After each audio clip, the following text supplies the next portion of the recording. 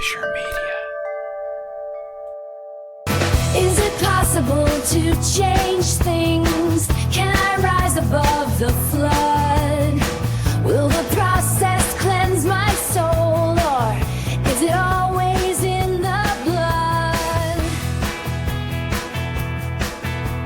Hey guys, it is Friday morning. Welcome back to the In the Blood podcast. My name is AC Bergen-Fischer. With me, as usual, is Jason the Dice Man Moore. Jason.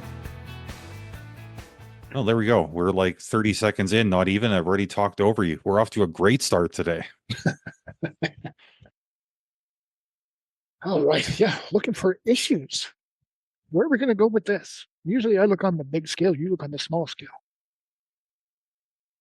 I feel like there's a dirty joke in there somewhere, but I'm going to leave that alone. Patreon. No, it's been an interesting thing that's been coming up between us the last couple of weeks. I mean, ever since you gave that shout out to our old podcast, The Missionary Position, a few weeks ago, I think you and I have both been listening to the back catalog, and not just for that show, but also everything else we've recorded, just because evidently we love the sound of our own voices. Mm-hmm. But there's a couple of things that became quickly apparent. And one of them was that as much as we agree on many, many things, we've got wildly different ways of framing the things that we're looking at. Oh, our perspectives are definitely different, but the same results. Yeah. And it's one of those things that used to irritate me was when I would hear the words society today coming out of your mouth. I just think, oh God, just like shoot me now. But I don't know why that was irritating me. It's probably more of a me problem than a you problem, right? And now that you're in a different province, it's harder to do. But I've noticed that there was a lot of push and pull between us because, I mean, you'd be, whenever something would come up, you'd be looking at things as kind of either functions or malfunctions of society, which required solutions that were on a society-wide level. Yeah. And you'd notice something very different in me. Well, something that I've been paying a lot of attention to since we decided we were going to broach this topic was that our individual upbringings, though similar but different circumstance, are different in the way our perception is. So me being a street kid, I had to look at everything worldly because I always had to have my head on a swivel, being safe, panhandling, watching for detectives in the stores catching me stealing, dealing with police on a daily basis, scrounging for food. I was always looking on a societal basis. Where can I get food? What place provides society with food? What place can I go to get free clothes? Whereas from what I've perceived over our 20 plus years relationship, some good, some bad, is you had to look things a lot more on an individual level. What's affecting me? I'm moving again. What's going to affect me? I'm in a Christian family, but I'm being hurt, and that's not what Christianity is about. What's it doing to me? These are things that you had to look at, not that you wanted to. So growing up, though our situations were similar, our perspectives were 100% guided differently. Kind of wish you dropped that on me before we started recording, because that's actually like a really great take on things. Because people wouldn't get your true perspective if I dropped it beforehand. That is interesting though, because it's true. I'm sort of like now picturing both of us as children. I mean, you being surrounded by threats and being surrounded by opportunities. I didn't have to worry so much about the external opportunities because, I mean, like I was living in a house with parents and there was food in the cupboards and there was clothes in my closet and in my drawers. I didn't have to really think about where my necessities were coming from. The threats were also inside the house for the most part, but I mean, I didn't see them so much as threats when I was a kid because everything was framed so much in this whole idea of personal responsibility, which granted is a bit of a weird thing because I mean, Christianity is based on the idea of scapegoating all of your transgressions onto somebody who apparently, like paid with his life for your sins. But at the same time, we're constantly being told that, like, look, like everything you do and say, and most importantly, what you think, is all being monitored by somebody up in the clouds. So my perspective was always inward. I was so afraid to even think certain things, and I didn't realize until you started describing the contrast between us how much that shaped my healthy perspective now as an adult. Right. Yeah, it lends a lot to also personal responsibility. Mm. You know, if we don't realize where it's coming from, how can we really delve in? So I figured the best thing to do is to look at what our pasts were like, and yeah, good show starter. Yeah. So what do you see was your hardest catalyst to actually start looking? Though I know you're not all the way there, and I'm not all the way there on the opposite scale, but what do you think was the biggest catalyst that got you into broad picture? I don't know how to answer that question because I'm still not looking at things outwardly. Well, you're starting to. I'm considering the impact of how other people look at the world that way rather than just dismissing their perspective. I'm trying to understand where they're coming from. As an individual, though, I still look inwardly 99.9% of the time. Because it's really, I mean, while I'm not blind to the fact that society has got obstacles, society's got problems. I mean, there's stuff that, I mean, come on, undeniably, we bump up against these things every day, every time we leave And the we push house, back against them every day too. Yeah. right? But I've never been a person, and I'm still not a person that's looking at things and thinking, well, what needs to change to make this like push and pull with between me and society go away? I'm just looking at like, okay, well, how do I better equip myself to navigate these pitfalls and obstacles? How do I insulate myself against the feelings associated with the things that I perceive to be unfair? If something just seems like it sucks, is this an attitude problem on my part? If it's a real problem that's out there, well, I'm one person. I can't fix all of society. All I can do is fix the way I respond to it. Right. I know that doesn't exactly answer your question, but I mean, this is why I can't answer your question. But I'm guessing that if you're asking, is because you must have some perspective to share on the other end of things.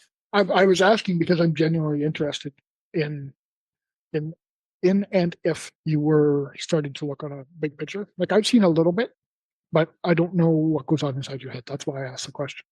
Okay, and I do have to push back just on your terminology a little bit. I don't know if it's your intent, but when you say big picture, I would interpret that to mean that like I'm not looking at the big picture or not aware of it.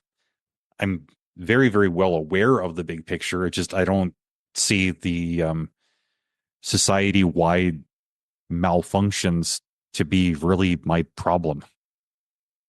Okay, fair enough. I don't know if I'm misinterpreting you or not, but I'm just putting it out there. What I meant by it, even if I said it wrong, what I meant by it was that you're starting to broaden your mind a bit. Because I can see, you may not be able to see it, but in our discussions, I can see you relating a little bit of the outside to what's going on the inside. Okay. For me, it's something over the last year that I've really started looking at, because looking at on a societal level for me, I feel it has always presented me with opportunity to make sure things are okay at home. Not great, not, oh, look at me, I'm rich, but look at me, we're doing okay. Part of the reason why I am not personally doing as well as I could be is because I look too much on the outside. So I started focusing on the inside. And once I started focusing on the inside, my ability to function a bit better at a workplace has changed. My business acumen, it's always been good, but I've never looked at it on a personal level. I've looked at how am I going to make a big impact. And when I try to go out and do something, it fails because I'm looking too big. I'm not starting small. I'm starting too big because I'm looking at it at a big picture. That actually makes sense, and I can say that like I've noticed that now that you mentioned it out loud, is that you used to just swing for the fences like every single time, but with your most recent business venture, you were content with humble beginnings, and because you were so comfortable with the humble beginnings and weren't like looking to the stars as your end goal, things started snowballing super quickly. And it looks like now that you got yourself out of the way, you might end up in the stars. Yeah, that was my big issue. So that just shows the dramatic similarities with different outlooks because we both ended up stagnant. One of us wasn't looking enough on the big picture. One of us wasn't looking enough on the small picture. No, it's kind of interesting because I mean, what you'd mentioned about me kind of, like considering outward influences a little bit more than I have. I mean, I realized that as much as I'm tempted to argue that point, I'm probably not in a good position to assess that part of myself. Mm. I don't have the vantage point, right? You do. Uh, I'll give you one of my perfect examples for what I'm saying about you. Before, everything was in the home, at work, in the home, at work. Nothing or not much curricular outside, not much socializing going on. And now that you're going out to your men's group, to your Sunday functions, you're looking at a still smaller frame, a bit of a societal outlook because you're looking at the whole of what's going on. How can I make this better? How can we get the junk out of the building? It's not all about your internal anymore. It's bigger than you now. Yeah, sorry for the long pause. No, just considering that, I think that's actually a fair observation. Yeah, you're now multifaceted. Well, who would have known I was capable? I will say I did. I'd be kind of curious to hear back from anybody who's listening if they've had experience with maybe being a little bit too inside or a little bit too outside, and if so, how that's affected them. I mean, Mhm. not it wouldn't necessarily be a detriment, right? I mean, maybe some people benefited from these extreme perspectives. Yeah. I feel that it definitely was an advantage for me raising my kids because it made sure that I was looking at the big picture where I could get everything, where my kids were always going to be comfortable, even though it was in a scummy neighborhood, where we had was still a home. They always had one place to go to. They didn't move place to place, which is one thing that I wanted to do for them because of me being on the streets. But it didn't give me the opportunity to flourish while I was in that predicament where I had really low rent and I could have. Yeah, it's sort of interesting because I feel like my kids also benefited from the fact that I was looking inwardly so much, and whereas like you, I wasn't flourishing to my full potential.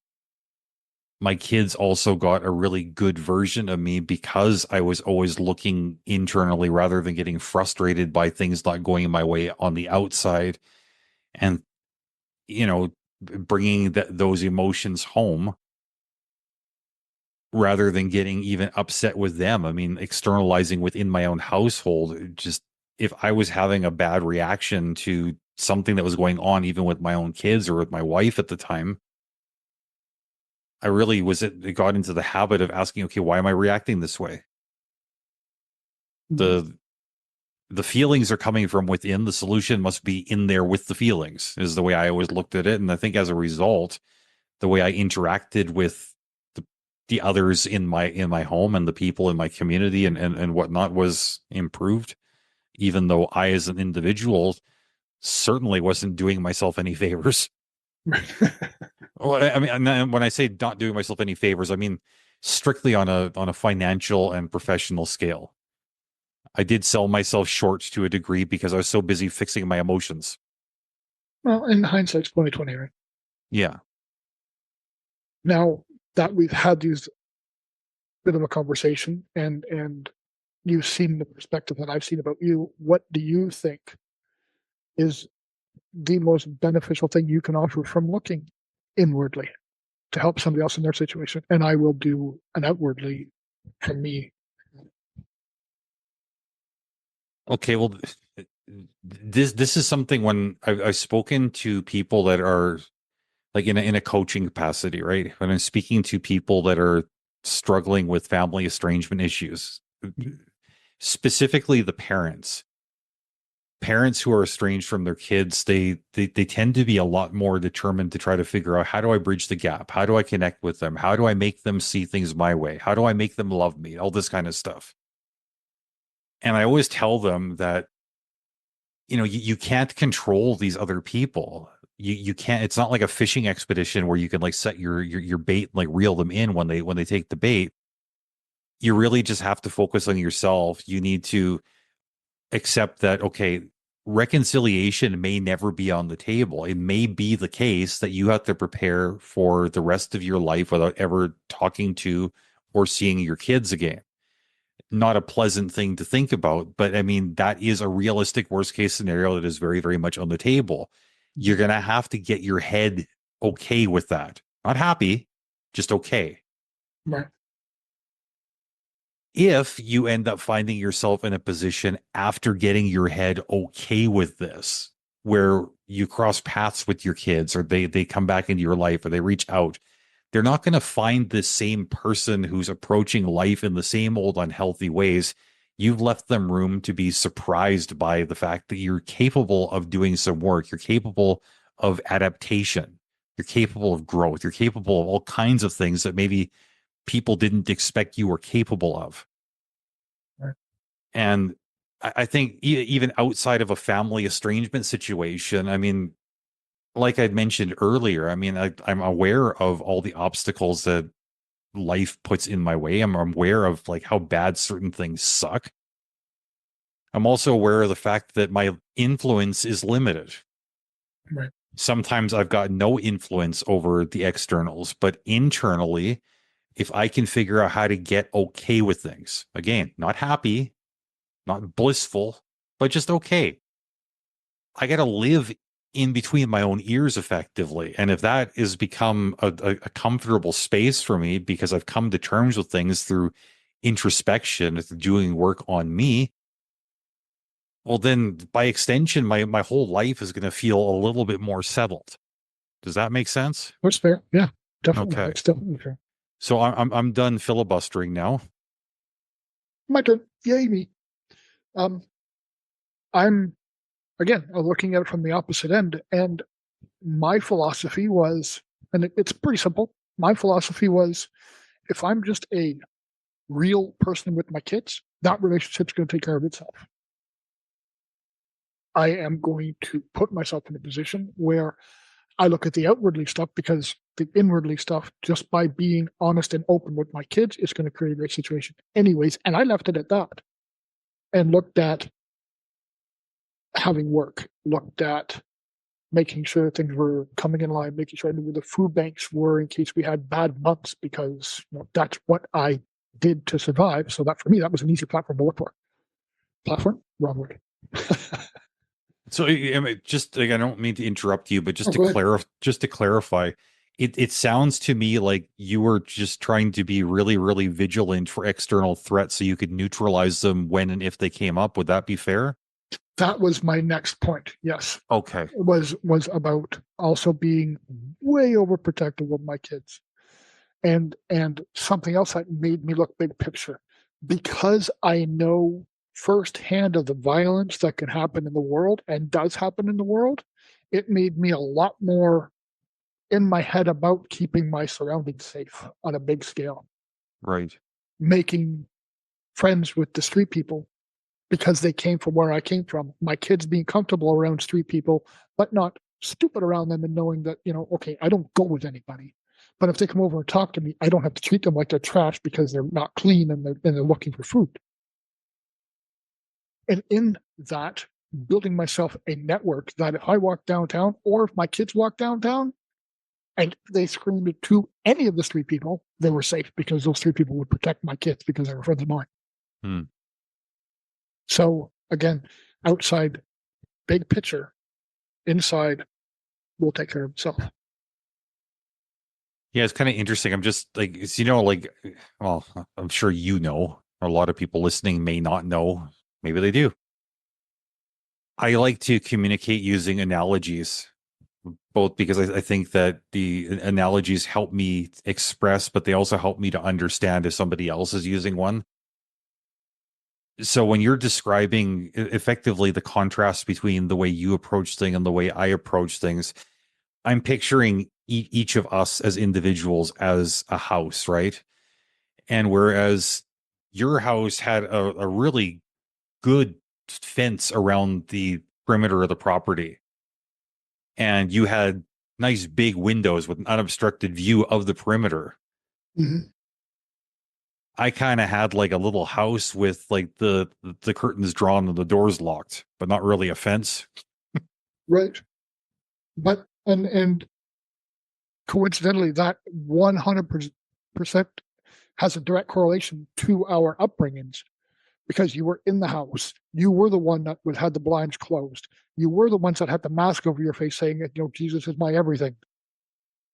Whereas me, again, it was outwardly. I'm looking for all the external dangers, so on and so forth, which translated into our adulthood subconsciously. It's so interesting. Very cool. I'm actually really eager for people to send us some information on their perspectives and sharing their outlooks on this topic, because I think it is going to be really deep. You know what? I'd be kind of curious to hear from as well. And I don't know, this is a stab in the dark. If there's anybody listening, perhaps that has experienced both life on the streets and being properly homed, ideally somebody who grew up in the safe confines, or not safe necessarily, but just with the logistical security of growing up in a household with a family who later became homeless. I'm wondering how being equipped for one type of life might impact you engaging in a different kind of life. Mm-hmm. It'd be interesting to hear it, because for me, coming from the streets to always making sure my kids at home, that kind of stuff, that for me is just now looking at it like, holy crap, like that had to happen. But it would be very interesting for somebody with a home through most of their life, end up being homeless afterwards, and then back into a home. That would be a really cool perspective to hear as well. So yeah, if anybody's listening, you're welcome to join us. If anybody's listening, hello. You there? Yeah, it's kind of funny how like I go straight to like if anybody's listening. I know damn well like plenty of people are listening. The download numbers reflect that, but it just maybe it's all part of us being so retrospective, thinking about our humble beginnings with our first podcast. Where I don't know, like it's neither here nor there. But do you remember when we checked our download numbers at the end of the first week after releasing our first episode of our first podcast? And it's like, okay, we got 12 downloads this week, and we can only account for 8 of them as people we know. Yep. And then 6 months in, we were doing the geographical survey all over the world and all the people that were listening to us. Yeah. And then it's really like, cool. It's weird. Those like 4 unaccounted for downloads, they meant so much to us. I mean, it's not like a global audience didn't, but I felt way more famous because 4 strangers listened than I ever felt from having like tens of thousands worldwide listening, which is kind of a weird thing. But anyways, I'm off in the weeds. Maybe can you drag us back on topic, please? I think the opportunity that we've taken from each other and from our situations around us is, I think for a long time we lived, for lack of a better term, vicariously through the other, because you were, and again subconsciously, but you were always looking inward and I was always looking outward. That gave each of us a perspective to think about us for a minute, whether we pushed back on each other about it or we disagreed and called each other a liar and we're full of shit or whatever happened in the situation. Looking back on those instances, it's a real eye-opener. it really makes me think about, how similarly our past affected us, but how wildly and drastically they were different. Yeah. It is like something that continues to shock me, is like how two people that had such similar experiences could come out of such different environments. And so eager to learn, so eager to change. Like, realistically, we should be child abusing, wife beating pieces of crap, Yeah. statistically.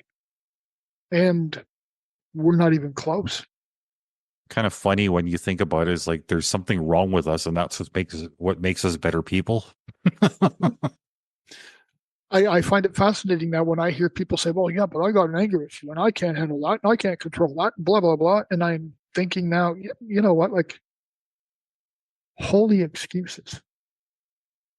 Why don't you start getting some realism into your life? Like, this is all in your wheelhouse. This is all your situation. This is all crap you can fix. The fact that you choose not to, or you want to blame somebody else, is part of your upbringing, but it's also just the easy way out. Yeah, I would agree with that, because I feel like when I hear certain stories, my reaction is quite often, well, I've got all of the same excuses as you do, but I'm not being an asshole. Yeah. Well, you don't understand. She yelled at me and she made me feel insignificant, so I smacked her.